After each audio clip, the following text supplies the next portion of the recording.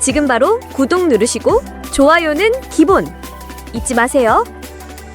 예산 소진 시 조기 마감. 네. 그러니까 자격 요건이 된다 싶으시면 가능하면 좀 서둘러서 알아보시는 게 좋습니다. 지난번에 저희가 소상공인 정책자금 그 큰 두 갈래에 대해 이야기 나눴었죠. 소상공인 시장진흥공단, 그러니까 소진공이 직접 하는 직접 대출하고 또 은행 같은 금융기관 통해서 받는 대리대출, 기억나시죠? 네, 맞습니다. 직접 대출은 말 그대로 소진공에서 바로, 대리대출은 은행을 거쳐서 지원되는 방식이었죠. 오늘은 여러분께서 신청 가능한 여러 대리대출 상품 중에서요. 특히 문의가 많았던 대환대출에 대해서 좀 집중적으로 파헤쳐 보려고 합니다. 요즘 고금리 때문에 힘드시거나 아니면 만기 연장이 좀 어려워서 고민인 분들 오늘 내용이 진짜 도움이 될 것 같아요. 네, 정말 그렇습니다. 이 대환대출이라는 게 특히 신용도가 중간이나 그 아래인 중저신용 소상공인 분들, 이분들의 금융 부담을 좀 덜어드리려고 시행되는 제도거든요. 기존의 높은 이자 부담은 낮추고 또 상환 기간은 늘려서 좀 안정적으로 경영하실 수 있게 돕는 거, 이게 핵심 목표라고 할 수 있겠습니다. 오늘 그 자격 요건부터 어떻게 신청하는지까지 좀 알기 쉽게 설명해 드릴게요. 그럼 가장 먼저 누가 이 대환대출을 받을 수 있는 건가요? 자격 조건이 좀 까다로울 것 같기도 한데요. 네, 핵심 요건은 딱 두 가지로 보시면 됩니다. 첫째는 대표 자본의 개인 신용평점, NCB 기준이라고 하죠. 이게 919점 이하, 그러니까 중저신용 상태여야 하고요. 두 번째는 소상공인 기본법이라는 게 있어요. 그 법 제2조랑 시행령 제3조에 보면 소상공인 기준이 나오는데 업종별로 상시 근로자 수가 몇 명 이하여야 한다, 이런 것들요. 그 기준을 만족해야 합니다. 신용점수랑 법에서 정한 소상공인 기준, 이 두 가지군요. 여기서 NCB란 개인신용 평점을 의미합니다. 개인별 신용점수 NCB를 조회하는 방법은 두 가지인데요. 하나, 온라인 조회 방법은 나이스 지킴이 www.credit.co.kr에 접속한 후 무료 신용조회를 신청하면 됩니다. 둘, 만약 온라인 확인이 어렵다면 지역별 소상공인 지원센터에 방문하여 나의 신용등급 확인이 가능합니다. 신용조회 사이트 주소도 마찬가지고요. 저희 영상에 나온 내용 중에서 추가로 확인하시면 좋은 공고문 등 부가 자료는 항상 영상 설명란에 남겨져 있으니 필요하신 분은 참고해 주시면 좋겠습니다. 만약에 공동대표 체제라면요. 그때는 신청하는 대표자 개인의 신용점수를 기준으로 판단합니다. 그렇군요. 그럼 신용점수가 딱 920점.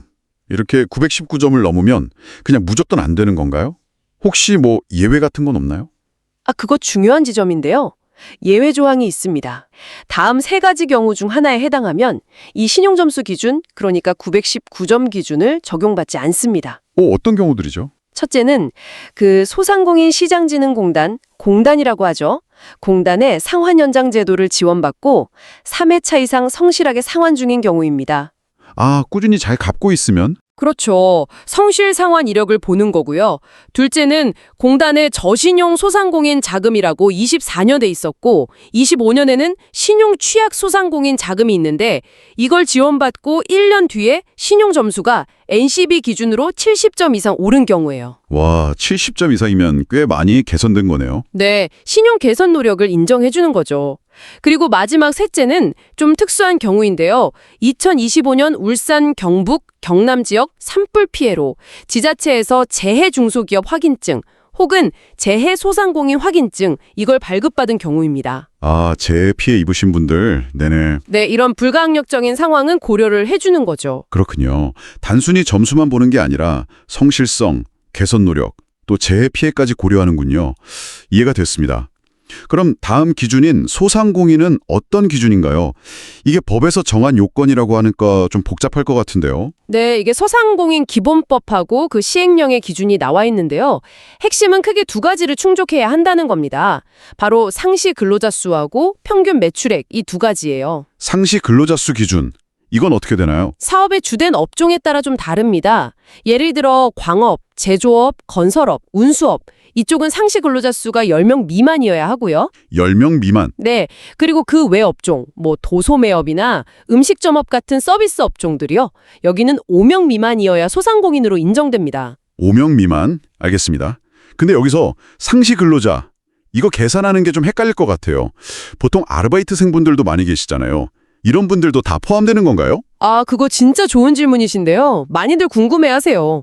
이 상시 근로자 수를 계산할 때 제외되는 인원이 있습니다. 법으로 딱 정해져 있어요. 아, 제외되는 인원이요? 네. 일단 법인의 대표이사나 등기 임원, 그리고 개인기업 대표 본인은 당연히 빠지고요.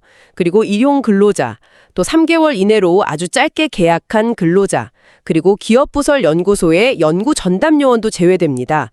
또 중요한 게 한 달 소정 근로시간이 60시간 미만인 단시간 근로자, 이분들도 상시 근로자 수 계산에서는 빠집니다. 아하, 월 60시간 미만이면 빠지는군요. 그럼 아르바이트생이라도 계약 형태나 근무 시간에 따라서 포함될 수도 있고 아닐 수도 있겠네요. 바로 그겁니다. 그래서 개별적으로 좀 따져봐야 하는 거죠. 그리고 이제 상시 근로자 수 기준과 더불어서요. 주된 업종의 연매출액이 소기업 주모 기준이라는 게 있어요. 거기에 해당해야 합니다. 이건 뭐 부침 자료를 참고하시면 되고요. 물론 사업자 등록증 가지고 실제로 영업 중인 개인 또는 법인 사업자여야 하고요. 아, 그리고 당연히 정책자금 융자가 제외되는 업종들이 있거든요. 뭐 예를 들면 유흥업소 같은 그런 업종은 해당하면 안 됩니다. 정리하면 NCB 신용점수 919점 이하 또는 말씀해주신 특정 예외 조건 충족, 그리고 업종별 상시 근로자 수와 매출액 기준을 만족하는 소상공인, 이 두 가지를 모두 충족해야 한다는 거네요. 네, 맞습니다.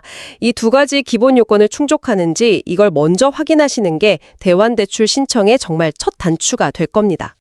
그럼 어떤 종류의 기존 대출을 이걸로, 그러니까 낮은 금리로 바꿀 수 있는 건가요? 네, 그것도 중요하죠.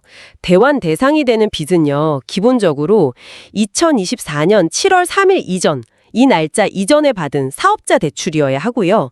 혹은 사업 용도로 썼다는 걸 증명할 수 있는 가계 대출도 일부 포함됩니다. 그리고 중요한 게 신청일 기준으로 최근 3개월 이상 연체 없이 잘 갚고 있어야 해요. 성실 상환이 중요합니다. 3개월 이상 연체 없어야 하고 사업자 대출이나 사업용 가계 대출. 네, 구체적으로는 두 가지 유형으로 나눌 수 있어요. 첫째는 은행이나 뭐 저축은행, 상호금융 같은 곳에서 받은 대출인데요. 신청할 때 보니까 금리가 연 7% 이상인 거예요. 이런 고금리 대출. 아, 7% 이상? 꽤 높네요. 그렇죠. 그리고 둘째는 은행에서 받은 대출인데 만기 연장을 하려고 했더니 거절된 경우, 이 두 가지입니다. 다만 그 마이너스 통장이나 아니면 다른 정책금융기관 대출 같은 건 좀 제외되니까 이건 꼭 확인하셔야 하고요. 알겠습니다. 금리 7% 넘는 고금리 대출이나 은행에서 만기 연장 안 된 대출을 낮은 금리로 바꿀 수 있다. 그럼 제일 중요한 조건, 금리나 한도는 어떻게 되나요? 네, 아주 중요하죠. 대출 한도는 기업당 최대 5천만 원까지입니다. 근데 아까 말씀드린 사업 용도로 쓴 가계대출을 대환할 때는 1,000만 원까지만 가능하고요. 전체 한도 내에서요. 그리고 금리는 연 4.5% 고정금리입니다. 용어가 조금 어려울 수 있으니 풀어서 다시 한번 안내합니다. 하나, 대출 한도는 얼마나 받을 수 있나요? 정부에서 운영하는 이번 대환대출 프로그램은 한 기업당 최대 5천만 원까지 대출이 가능합니다. 이 말은 개인 사업자든 법인이든 관계없이 한 업체당 받을 수 있는 대출의 최고 금액이 5천만 원이라는 뜻입니다. 단, 여기서 주의할 점이 하나 있어요. 사업용도 가계대출은 최대 1,000만 원까지만. 혹시 사업하시면서 개인 이름으로 대출을 받으신 적 있으신가요? 예를 들어 원부자재 구입 비용, 직원 월급, 공장이나 점포 임대료, 이런 사업 목적으로 쓴 개인 대출이 있다면 이건 사업용도 가계대출로 분류됩니다. 이런 경우는 최대 1,000만 원까지만 대환이 가능하다는 점을 기억해 주세요. 둘, 예전에 이미 지원받았다면 한도에서 빼고 계산. 이번에 새로 대환대출을 받으려는 경우 이미 받은 금액만큼 한도에서 빠집니다. 2022년에서 2025년 사이에 소상공인시장진흥공단의 대환대출을 받은 경우 2024년 사이에 금융위원회 또는 신용보증기금의 저금리 대환 프로그램을 이용한 경우, 예를 들어 2023년에 공단을 통해 2천만 원 대환대출을 받으셨다면 이번에는 최대 3천만 원까지만 받을 수 있는 거예요. 셋, 대환대출은 원금만 바꿔주는 거예요. 기존 대출을 갈아타는 거니까 대환이라고 부르는데요. 대환 대상은 원금만 해당됩니다. 예를 들어 기존 대출의 남은 원금이 2천만 원이라면 이 2천만 원을 새로운 대출로 바꾸는 거예요. 그런데 기존 대출에서 붙는 이자나 혹은 중도에 해지할 때 내는 수수료는 본인이 직접 내야 합니다. 즉, 이자나 해지 수수료는 지원 대상이 아니라는 것도 꼭 알아두셔야 합니다. 한 줄 요약. 한도는 최대 5천만 원, 사업용도 가계대출은 최대 1,000만 원. 예전에 받았던 대환 금액은 이번 한도에서 빠진다는 것. 그리고 기존 대출의 원금만 바꿔주고 이자 수수료는 본인 부담이라는 점까지 기억해 주세요. 대출 기간은 총 10년이고요. 상환 방식은 두 가지 중에 선택할 수 있어요. 처음 2년은 이자만 내고 나머지 8년 동안 원금을 나눠 갚는 방식. 아니면 처음부터 10년 동안 원금을 균등하게 분할 상환하는 방식. 어느 쪽이든 매월 원금을 꾸준히 갚아나가는 방식입니다. 이야, 4.5% 고정금리에 최장 10년 상환이라니. 지금 어려우신 분들께는 진짜 큰 힘이 되겠어요. 신청 절차는 어떻게 되죠? 신청 절차는요. 일단 온라인으로 먼저 하실 게 있어요. 소상공인 정책자금 누리집이라고 ols.semas.or.kr 이 주소인데요. 여기서 소상공인 정책자금 지원 대상 확인서라는 걸 먼저 발급받으셔라 해요. 이게 나는 자격이 됩니다 하는 증명서 같은 거죠. 아, 온라인으로 확인서부터 받는군요. 네. 그 다음에 이 확인서랑 신분증, 사업자 등록증명, 부가세 관련 서류, 또 세금 잘 냈다는 납세 증명서 같은 거, 이런 필요 서류들을 챙겨서요. 이 대환대출을 취급하는 은행들이 있습니다. 국민, 신한, 우리, 하나, 기업, 농협 등등 한 11곳 정도 되는데요. 여기 직접 방문해서 신청하시면 됩니다. 그러면 은행에서 최종적으로 심사를 해서 대출을 해줄지 말지, 또 얼마까지 해줄지 이런 걸 결정하게 됩니다. 정리하면 소진공 누리집에서 온라인 확인서 발급받고 서류 준비해서 지정된 은행에 방문 신청. 이 순서네요. 신청 기간도 정해져 있죠? 네, 이것도 중요합니다. 신청은 2025년 2월 28일 오후 4시부터 시작이고요. 마감은 12월 19일까지입니다. 그런데 정말 중요한 점은 이게 정부 예산으로 하는 거잖아요. 그렇죠. 그래서 배정된 예산이 다 떨어지면 12월 19일이 안 됐더라도 그냥 마감될 수 있어요. 조기 마감될 수 있다는 거죠. 아, 예산 소진 시 조기 마감. 네. 그러니까 자격 요건이 된다 싶으시면 가능하면 좀 서둘러서 알아보시는 게 좋습니다. 오늘 대환대출에 대해서 정말 자세히 알아봤습니다. 혹시 지금 고금리 대출 때문에 좀 힘드시거나 만기 연장 문제로 골치 아프신 소상공인 여러분이 계시다면 연 4.5% 고정금리에 10년 상환 조건이니까요. 이 대환대출 한번 꼭 검토해 보시면 좋을 것 같습니다. 맞습니다. 오늘 저희가 말씀드린 자격 요건이나 대상 채무 같은 거 꼼꼼히 한번 확인해 보시고요. 필요 서류도 미리미리 좀 챙겨두시면 훨씬 더 원활하게 진행될 수 있을 겁니다.